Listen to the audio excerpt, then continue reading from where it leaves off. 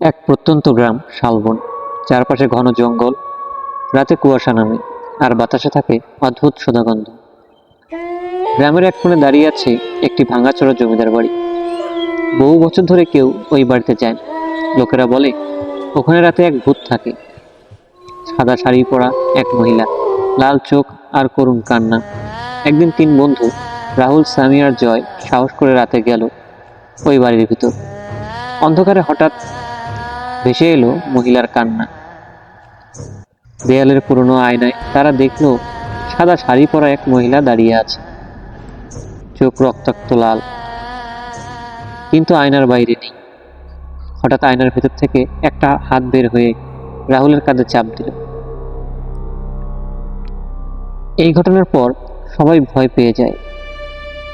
রাহুল বেঁচে ফিরলেও তার কাঁধে কালো দাগ পড়ে যায়।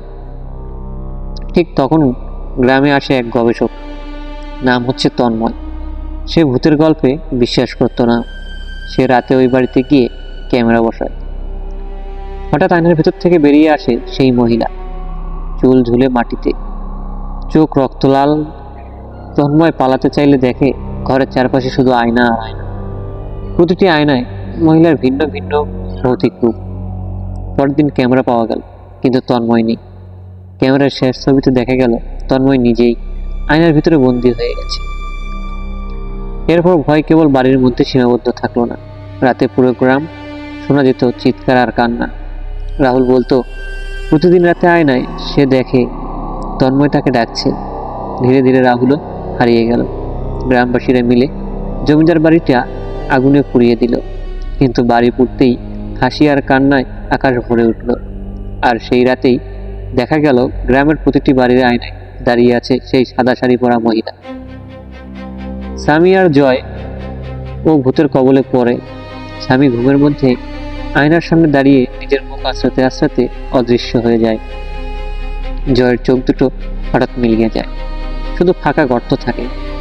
পুরোহিতরা বললেন এটা কোনো সাধারণ ভূত নয়, এটা আয়নার আত্মা। একবার আয়নায় যার ছায়া আটকে যায় সে আর মুক্ত হয় না। গ্রামবাসীরা সব আয়না ভেঙে ফেলল, কিন্তু শেষ আয়নাটা ভাঙতেই মহিলা বাস্তবে বেরিয়ে এলো। আয়না শুধু আমার দরজা ছিল, এখন আমি মুক্ত। এরপর পুরো শালবন গ্রাম মানচিত্র থেকে হারিয়ে গেল।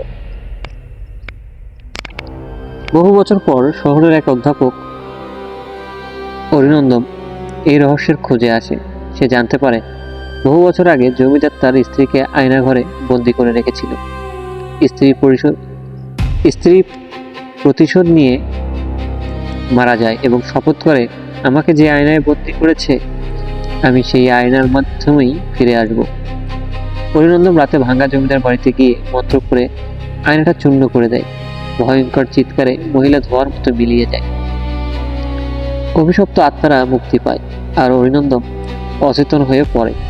সকালে সবকিছু শান্ত, কোনো ভূতের ছায়া নেই। কিন্তু লোকেরা বলে যে কেউ যদি সেই ভাঙা আয়নায় টুকরো হাতে পায় আর রাতে তাতে রাখায়, তখন দুটি লাল চোখ তাকে তাকিয়ে থাকতে দেখা যায়। অভিশাপ হয়তো শেষ হয়নি, শুধু ঘুমিয়ে আছে।